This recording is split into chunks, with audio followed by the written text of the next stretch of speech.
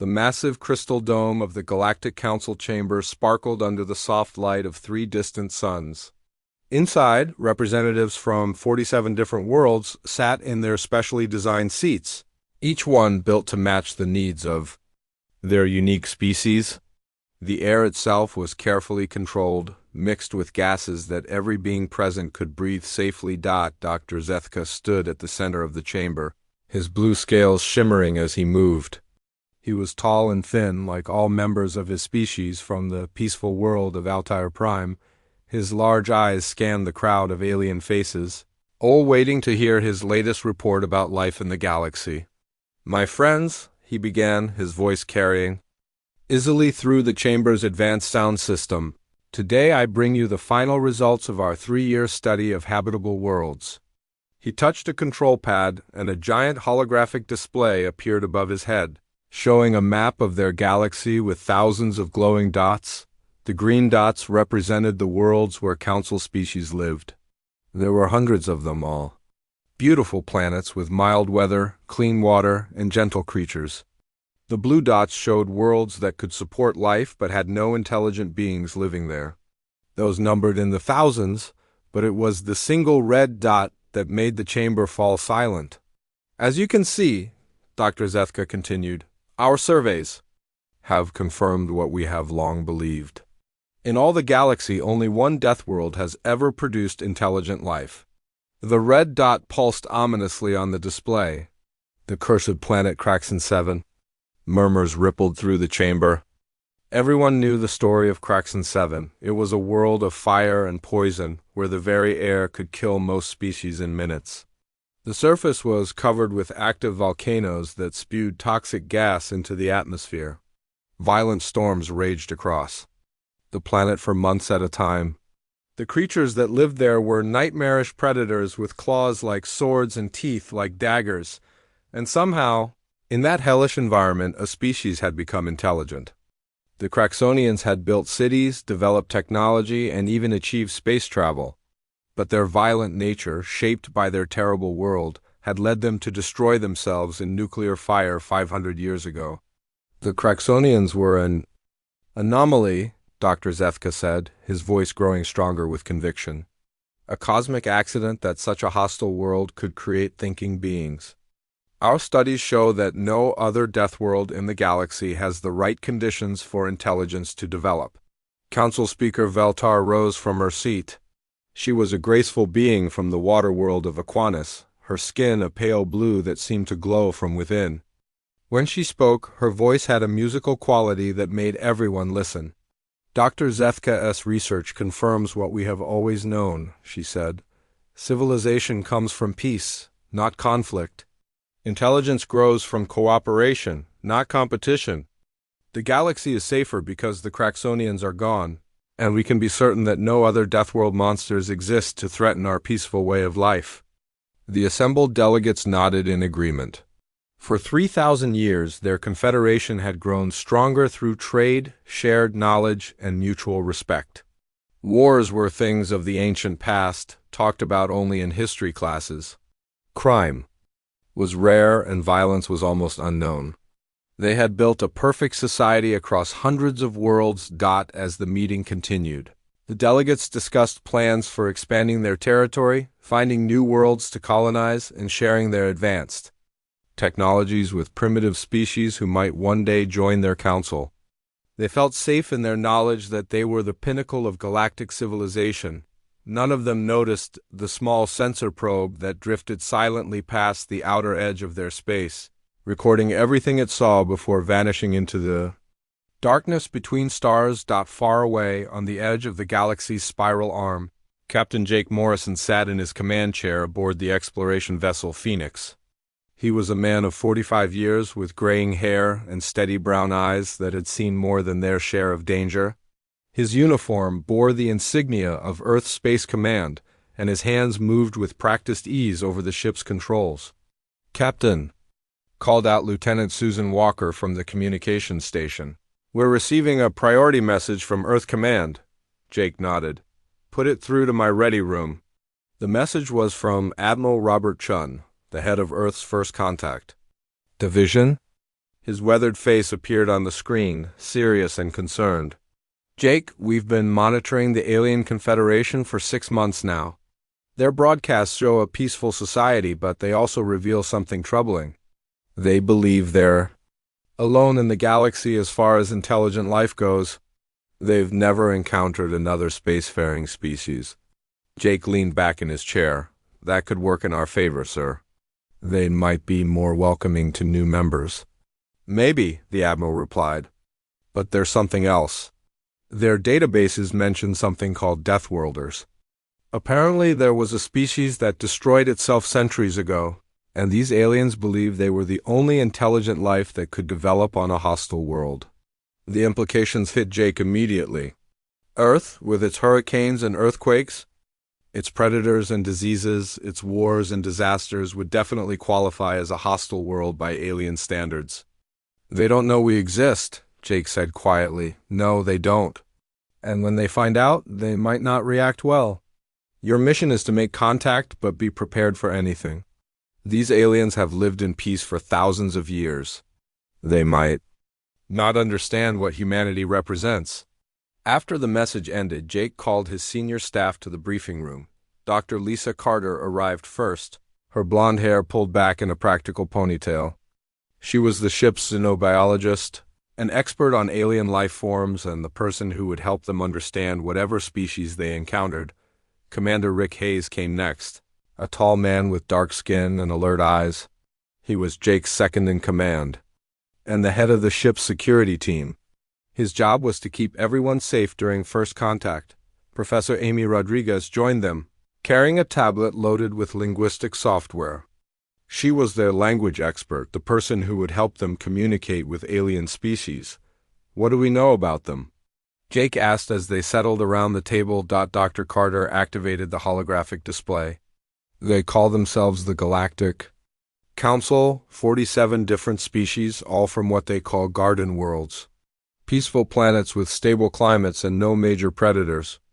"Sounds nice," commented Commander Hayes. "It does," Amy agreed. "But there's something strange about their history. They have records of only one other spacefaring species, and that species destroyed itself. They seem to believe that violent worlds can't produce stable civilizations." Jake studied the alien faces on the display. They looked so different from humans, yet there was something familiar about them. They had the same curiosity in their eyes, the same desire to explore and learn. "They're about to get a big surprise," he said finally. "Humanity isn't exactly what they're expecting." Dr. Carter nodded. "Captain, I've been reviewing their cultural data. They've eliminated warfare, crime is almost unknown, and they've never had to deal with natural disasters or dangerous wildlife. They might find us very difficult to understand." "Or very frightening," added Commander Hayes. Jake made his decision. "We proceed as planned. Humanity deserves a place in the galactic community, and these aliens deserve to know they're not alone. But we'll take it slow and be ready for any reaction." The Phoenix changed course, heading for the trading station called Harmony Point. In a few days, two very different types of intelligent life would meet for the first time. Neither side could imagine how much that meeting would change the galaxy forever. As the ship traveled through the darkness between stars, Jake wondered what the aliens would think when they learned that Earth's children had not only survived their death world, but had thrived on it. Would they see humans as monsters, or would they recognize them as something else entirely? Only time would tell, but Jake was certain of one thing: the galaxy was about to become a much more interesting place. The Phoenix emerged from hyperspace near Harmony Point, a massive trading station that orbited a brilliant blue star. The station was huge, easily 10 kilometers long, with dozens of docking bays and landing platforms. Ships from all over the galaxy came here to trade goods, share information, and conduct business in neutral space. Captain Jake Morrison stood on the bridge, watching the station grow larger on the main screen. He had seen many impressive structures in his years of space travel, but nothing quite like this. The station seemed to pulse with gentle light, and its curves reminded him of flowing water rather than hard metal. "Beautiful," whispered Dr. Lisa Carter, standing beside him. Their architecture is so different from ours. It looks almost alive. That's because it is alive in a way, said Professor Amy Rodriguez, reading from her tablet.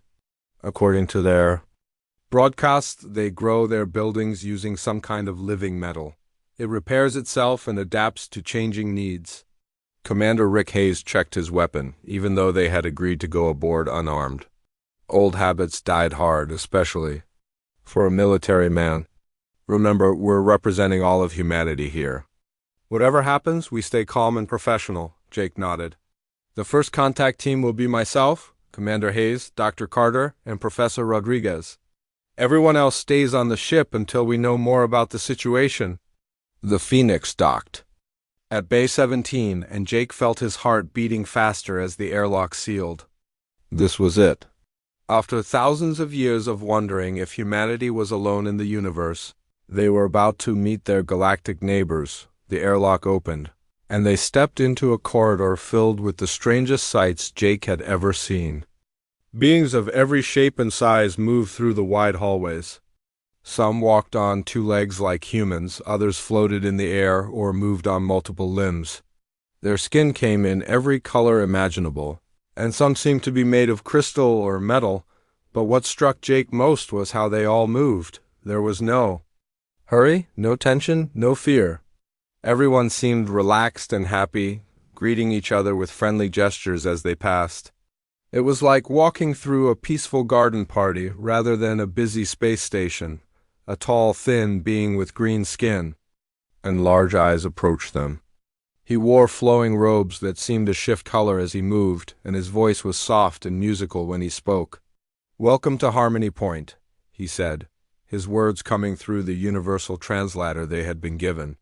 "I am Techlin, administrator of this station. I was told that new visitors had arrived, but I must confess, I do not recognize your species." Jake stepped forward and offered his hand in the human gesture of greeting. Techlin looked at the extended hand with confusion before carefully touching it with his own long fingers. "I am Captain Jake Morrison of the vessel Phoenix. We represent the human species from the planet Earth. We come in peace, seeking to make contact with the galactic community." Techlin's large eyes grew even wider, and his green skin seemed to turn a paler shade. "Did you say Earth? But that would mean you come from a death world. That is impossible." Dr. Carter stepped forward, her scientific curiosity overcoming diplomatic protocol. "What exactly do you mean by death world?" Techlin seemed to struggle with his words. "A death world is a planet where life struggles to survive. A place of violence and danger where only the strongest and most vicious creatures can live. The only intelligent species we know of that came from such a world destroyed themselves centuries ago.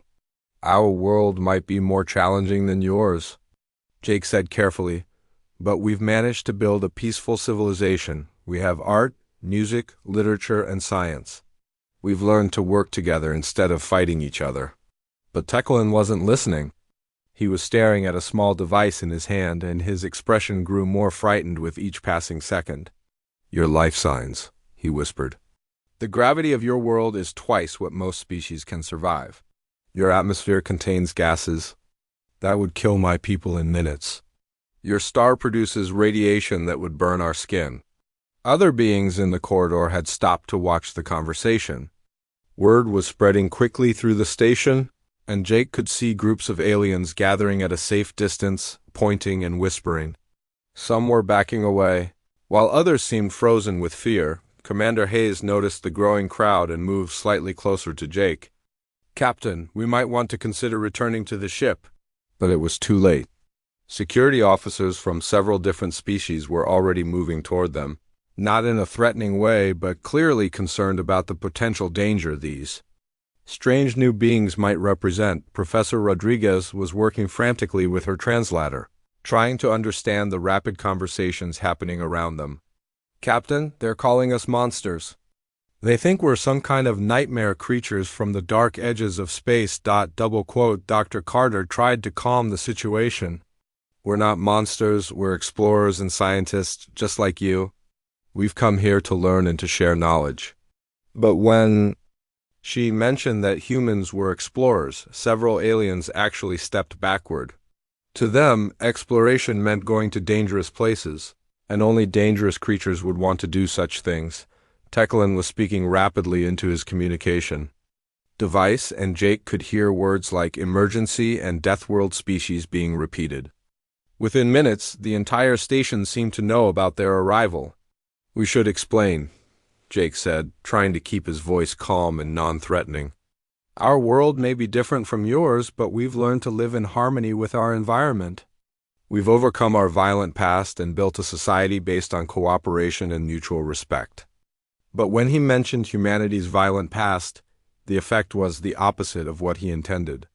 The aliens seemed to interpret this as confirmation of their worst fears. These beings came from a world of violence and had somehow learned to hide. Their true nature, a security officer from the crystalline species, approached them cautiously. His body was made of what looked like living diamond, and his voice rang like a bell when he spoke. "We must ask you to remain here while we contact the Galactic Council. The discovery of a new Deathworld species is a matter of the highest importance." Jake realized that their simple arrival had created a galactic incident. These peaceful beings, who had lived without fear for thousands of years, were terrified by the mere existence of humans. They couldn't understand how a species from a dangerous world could develop civilization instead of destroying itself. "We understand," Jake said. "We'll wait here and answer any questions you have. But I hope you'll give us a chance to show you who we really are." Within hours, the news of humanity's arrival had spread throughout the galactic communication network. On peaceful worlds across the galaxy, beings who had never known fear suddenly found themselves afraid. The impossible had happened. Another Deathworld species had appeared, and they were not only alive but had achieved space travel on the water world of Aquanus. Council Speaker Veltar called an emergency session. On the crystal world of Luminara, scientists worked frantically to understand how such beings could exist. On the forest world of Verdania, parents gathered their children close and whispered about the monsters from the dark between stars. Back on Harmony Point, Jake and his team found themselves in a comfortable but secure waiting area. They were being treated as honored guests, but it was clear that they were also considered extremely dangerous. Every alien who approached them did so with visible fear, as if they expected the humans to suddenly attack without warning. "This isn't going the way we planned," Commander Hayes observed. Dr. Carter was studying the aliens through the transparent walls of their quarters. "They're not just afraid of us being violent. They're afraid of us being better adapted to survive." "Then they are? Look at how they move, how they interact." "They've never had to deal with real danger." Jake watched as a group of alien children pressed their faces against the viewing window, staring at the humans with wide eyes. When he smiled and waved at them, they scattered in terror. "They think we're the monsters from their nightmares," he said quietly. "But maybe, if we're patient, we can show them that monsters can also be protectors." The Phoenix waited in its docking bay while the galaxy struggled to understand what humanity represented. Soon they would be called before the Galactic Council to answer for their very existence. The question was whether the Council would see them as a threat to be eliminated or as something else entirely. In the depths of space, other human ships were already preparing for the next phase of first contact. Whatever the aliens decided, humanity would be ready to prove that Deathworld species could be more than just survivors. They could be the guardians that the galaxy never knew it needed. 3 days after the first contact at Harmony Point, Captain Jake Morrison and his team found themselves aboard a Council transport ship heading toward Valoria Prime. The ship was beautiful, with walls that seemed to glow from within and corridors that curved like flowing rivers. But Jake could feel the tension in the air. The alien crew members avoided eye contact and spoke in hushed whispers. When they thought the humans weren't listening, Dr. Lisa Carter sat across from Jake in their assigned quarters, studying data on her tablet. "I've been analyzing their culture and biology," she said. "These species have never had to deal with predators, natural disasters, or resource scarcity. War is something they only read about in ancient history books.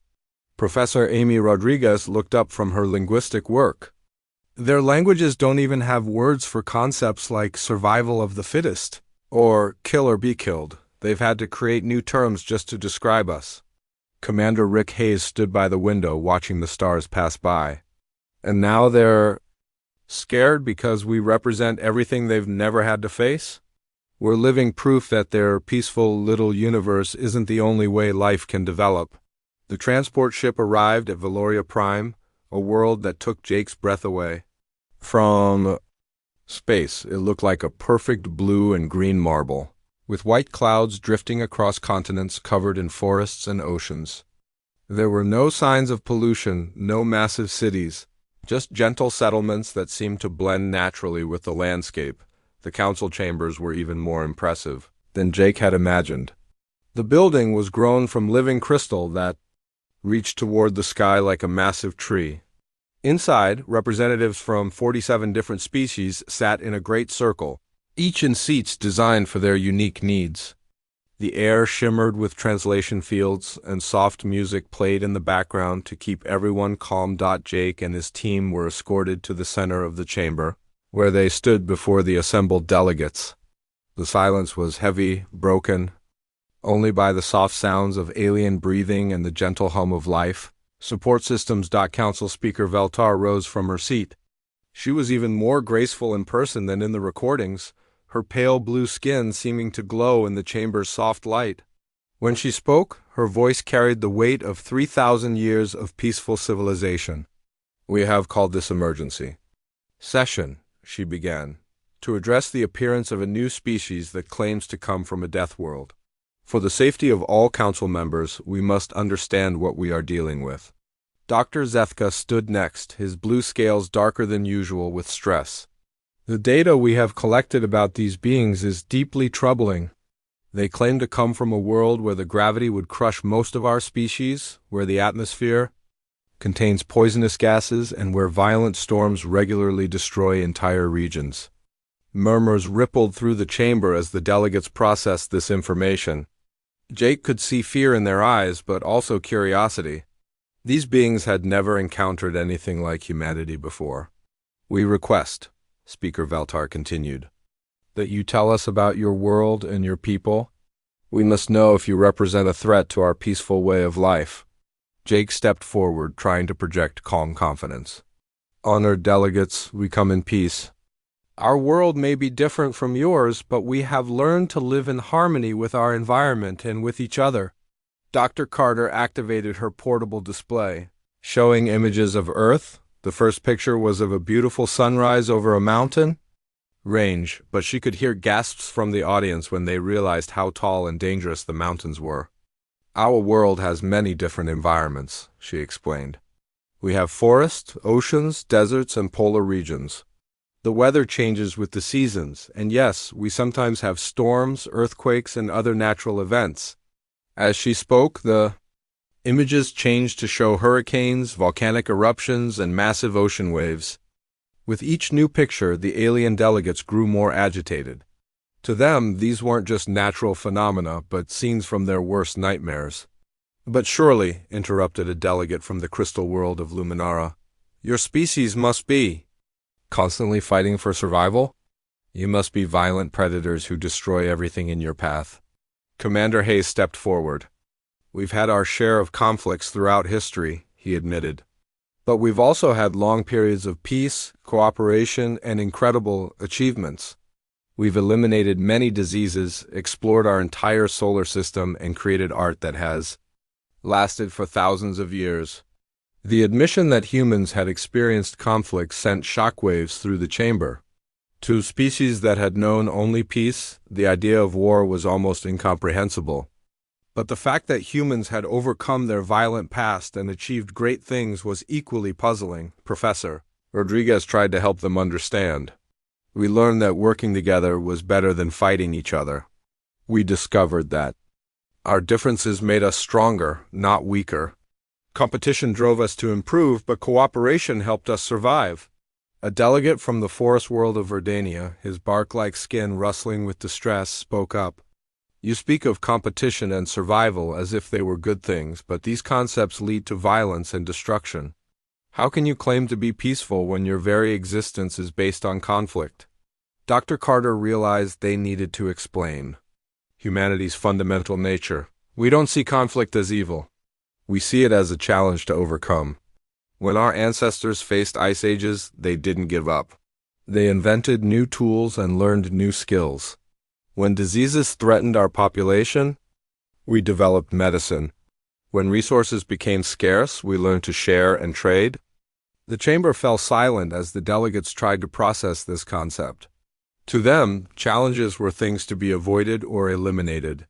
The idea that difficulties could make a species stronger was completely foreign. Dr. Zefka finally spoke, his voice filled with confusion.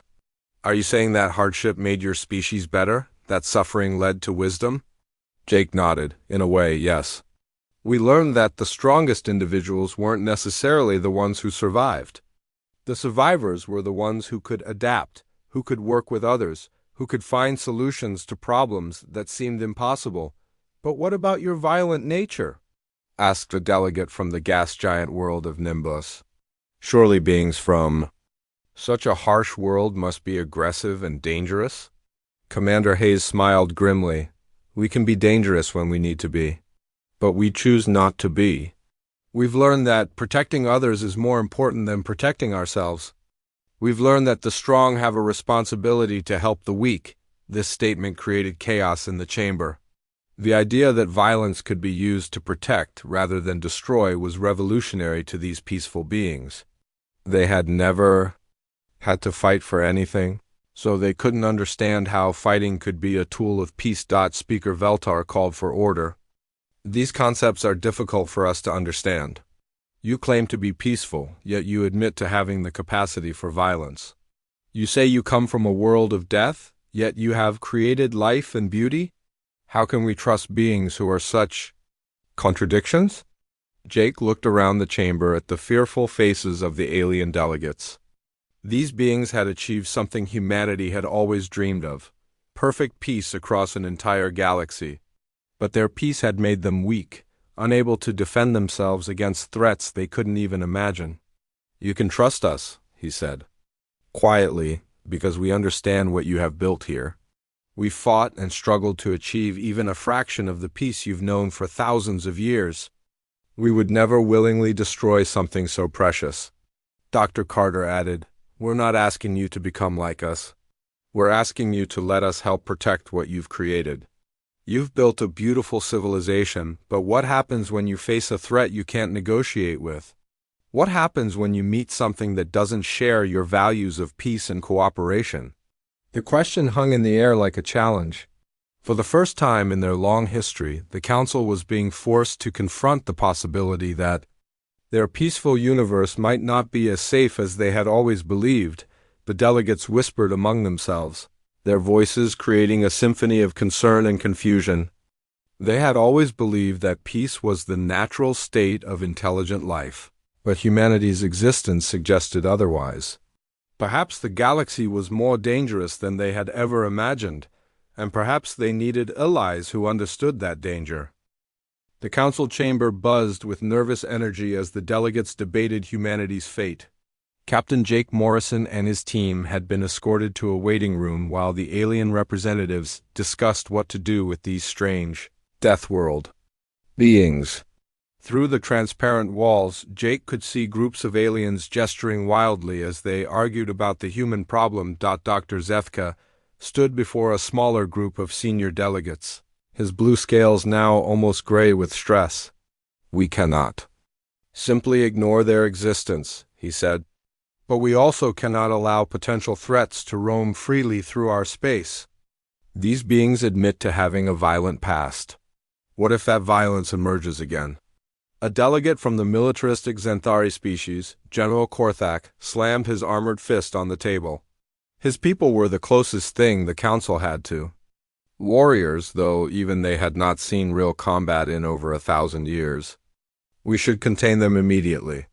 Build a barrier around their space and prevent them from spreading their dangerous influence. But Speaker Veltar raised her hand for silence. That would make us no better than the monsters we fear. We are a civilization built on justice and fairness. We cannot condemn an entire species without giving them a chance to prove their intentions. The debate continued for hours while Jake and his team waited. Finally, the doors opened and Speaker Veltar entered their holding area. Her graceful movements seemed more careful than before, as if she was approaching dangerous animals. The Council has reached a decision, she announced. We cannot allow you to join our confederation without being certain of your true nature. Therefore, we propose a series of tests to determine whether your species can coexist peacefully with civilized beings. Jake exchanged glances with his team. What kind of tests? Situations that will reveal your basic instincts, Speaker Veltar explained. We have designed scenarios that will show us whether you are truly peaceful or whether your aggressive nature will emerge when you face pressure. Dr. Lisa Carter stepped forward. We accept your tests, but we want to understand what you're looking for. What would convince you that we're not a threat? Speaker Veltar seemed surprised by the question. If you can show us that you choose cooperation over competition, peace over conflict, and the welfare of others over your own survival, then perhaps we can learn to trust you. The test took place in a specially constructed facility on Valoria. Prime? The humans were told that the scenarios were simulations, but they felt real enough. Jake assembled his team carefully, choosing people who represented the best of humanity. Along with Dr. Carter and Commander Rick Hayes, he selected pilot Susan Walker and medical officer Dr. Ben Clark.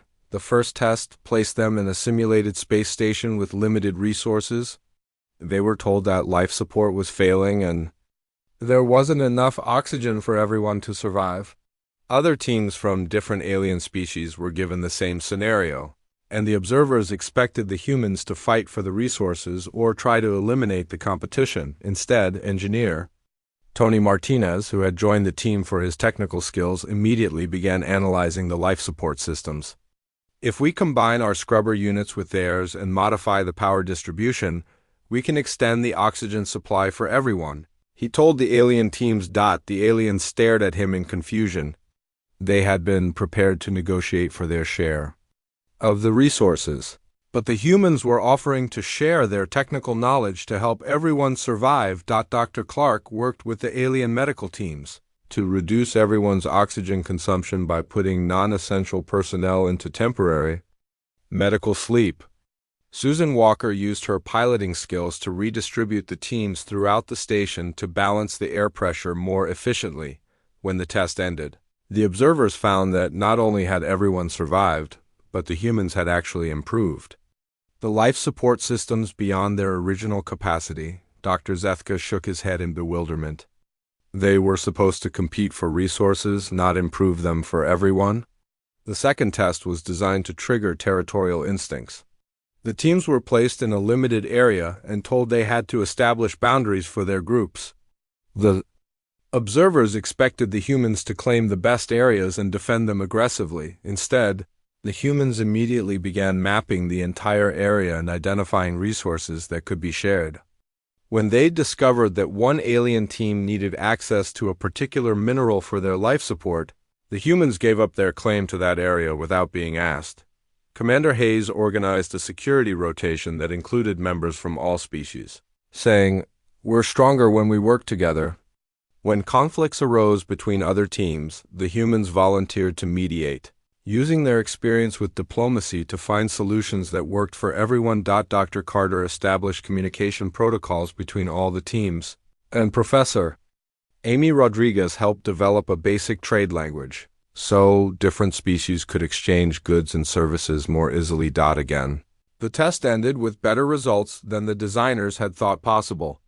The humans had not only avoided territorial conflicts but had actually helped other species resolve their disputes. The final test was the most challenging. The teams were presented with a rescue scenario where they had to choose between their own safety and saving alien civilians in a dangerous situation. The observers were certain that survival instincts would finally override any peaceful intentions. A simulated disaster had trapped alien civilians in a collapsing structure. Saving them would require entering an area with dangerous radiation levels that could kill the rescuers. Each team was told they could choose to attempt the rescue or evacuate to safety. The human team didn't even hesitate. Commander Hayes immediately began planning the rescue operation, while Dr. Clark prepared medical supplies for treating radiation exposure. Susan Walker volunteered to pilot the rescue craft, even though the radiation would damage her ship's systems. "Wait," called out Xanthari General Korthak, who was observing the test. "This is clearly a suicide mission.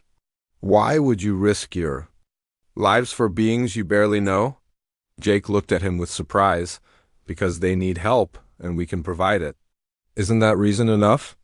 The aliens watched in amazement as the humans divided into teams, with some going into the dangerous area while others prepared medical treatment and evacuation routes. They worked with a precision that spoke of long experience with emergency situations. When Dr. Clark was exposed to dangerous levels of radiation while treating an injured alien civilian, he didn't retreat. Instead, he called for more medical supplies and continued working until every civilian was safe. Even when his own health was at risk, he put the aliens' needs first. The test ended with all civilians rescued and no fatalities. Though several humans had risked their lives in the process, Dr. Clark was hospitalized for radiation exposure. But his first words when he woke up were asking about the aliens he had treated. Dr. Zethka stood in the observation room, staring at the test results with confusion. "They're not monsters," he said quietly to his colleagues. "They're guardians. Every time we expected them to choose themselves, they chose others instead." General Korthak was equally puzzled. "Their tactical skills are impressive, but they use them to save lives, not to destroy enemies. They're warriors who fight against death itself." The test results were presented to the full council that evening. Speaker Veltar read the summary with growing amazement. In every scenario designed to reveal aggressive instincts, the humans chose cooperation. When faced with scarcity, they created abundance. When confronted with territorial disputes, they built bridges. When threatened with death, they chose to save others rather than themselves. The chamber fell silent as the delegates absorbed this information. These beings from a death world had not acted like the monsters they expected. Instead, they had behaved like the heroes from their oldest legends. Dr. Zethka stood slowly. "Perhaps we have been wrong about death worlds. Perhaps adversity doesn't create monsters. Perhaps it creates protectors." The revelation that hardship could forge guardians rather than destroyers would change the Council's understanding of life in the galaxy. But first, they had to decide what to do with these strange beings who had challenged everything they thought they knew about civilization and survival. The council chamber had never been so quiet. For 3 days, the delegates had debated the test results, and now they faced a decision that would change their civilization forever. Speaker Veltar stood before the assembled representatives, her pale blue skin reflecting the soft light of the chamber's crystal walls. "The evidence is clear," she began, her musical voice carrying to every corner of the vast room. "These beings from Earth have shown us something we never thought possible. They come from a world of death, yet they choose to protect life. They have known violence, yet they work for peace. They have faced hardship, yet they offer help to others." Dr. Zethka rose from his seat, his blue scales now their normal color for the first time since the humans had arrived. "I have studied life across the galaxy for decades," he said. "I believe that only paradise worlds could create civilized beings. But these humans have taught me that I was wrong. Perhaps the greatest civilizations come not from ease, but from overcoming difficulty." General Korthak of the Xanthari species stood next. His armored form looked imposing, but his voice was thoughtful. "For 1,000 years my people have been the Council's protectors, but we have never faced real danger. We train for battles that never come and guard against threats that do not exist. These humans have shown us what true warriors look like." Captain Jake Morrison and his team waited in their quarters while the debate continued. Through the transparent walls they could see aliens gesturing and discussing, but they couldn't hear the words. Dr. Lisa Carter was treating Dr. Ben Clark, who was still recovering from his radiation exposure during the rescue test. "How are you feeling, Ben?" she asked, checking his vital signs. Dr. Clark smiled weakly. "Like I got too close to a reactor core, but I'll live." "Was it worth it to save those civilians in the simulation?" "It wasn't really a simulation for you," Commander Rick Hayes pointed out. "The radiation was real enough. You could have died, but I didn't," Dr. Clark replied. "And neither did they. That's what matters." Professor Amy Rodriguez looked up from her translation work. "I've been monitoring their communications. They're not debating whether we're dangerous anymore. They're debating what our existence means for their entire way of life." Jake nodded. He had suspected this would happen.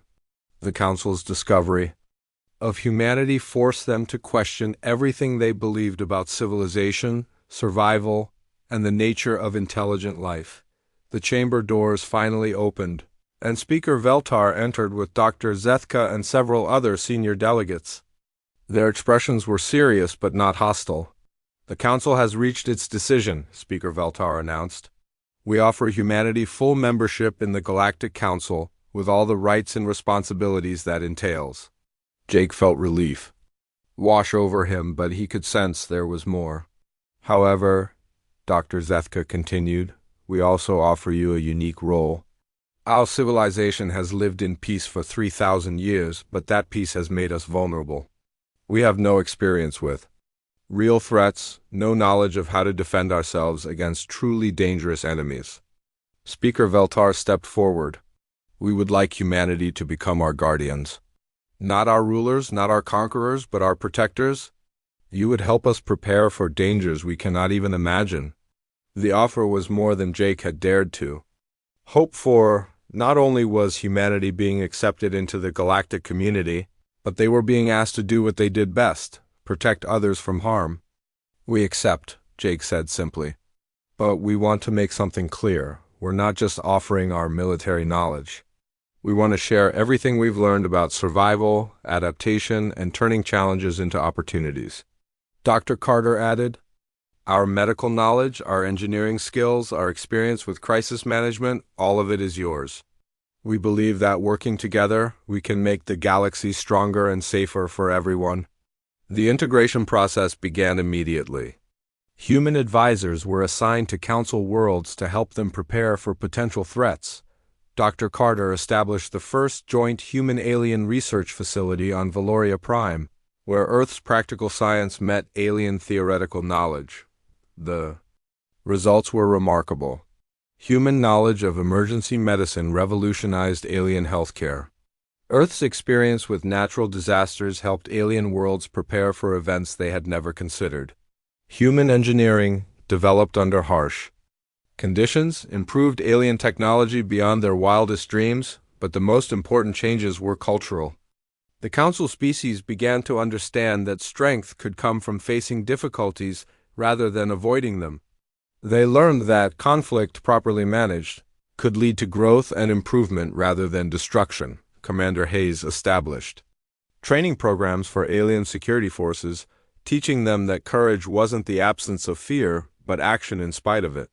His students learned that the goal of any warrior should be to protect the innocent, not to dominate the weak. Engineer Tony Martinez worked with alien construction teams to build structures that could withstand disasters. His designs, based on Earth's experience with earthquakes and storms, created buildings that were both beautiful and virtually indestructible. The changes weren't one-sided. Humanity gained access to technologies and knowledge that advanced their civilization by thousands of years. Alien medicine extended human lifespans, alien engineering made their ships faster and more efficient, and alien art and philosophy enriched human culture in ways they had never imagined. 6 months after first contact, the partnership was tested when long-range sensors detected an approaching threat. Ancient war machines from a dead civilization were moving through space, programmed to destroy all life they encountered. The machines had been dormant for millions of years, but something had awakened them. The Council species panicked. They had no experience with existential threats, no knowledge of how to fight for their survival.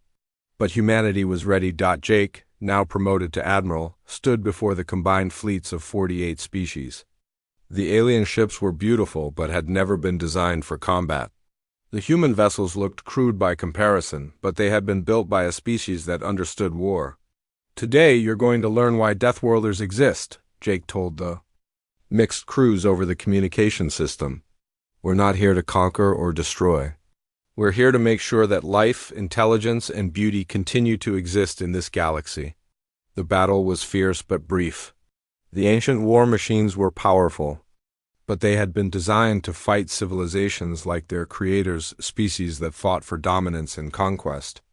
They were not prepared to face beings who fought for protection and sacrifice. Human tactics, adapted from centuries of warfare, confused the machines. When alien ships were damaged, human vessels moved to protect them without being ordered. When resources ran low, humanity shared what they had with species they had known for less than a year. The war machines, programmed to exploit selfishness and fear, found neither in the combined fleet. Instead, they faced something their creators had never imagined: warriors who fought not for themselves but for others. When the last machine was destroyed, the galaxy celebrated, but more importantly, they understood. The Council's ancient motto, "Peace through unity," gained a new line: survival through sacrifice. Dr. Zethka, now working closely with human scientists, made a discovery that would reshape galactic civilization. "We always believed that paradise worlds created the best civilizations," he announced to the Council. "But we were wrong. The best civilizations are created when paradise worlds are protected by those who understand that peace is worth fighting for." Humanity had found its place in the galaxy, not as conquerors or destroyers, but as the guardians who stood between the darkness and the light. They had proven that sometimes the greatest strength comes not from living in paradise, but from learning to create paradise for others. The galaxy was no longer a collection of isolated peaceful worlds.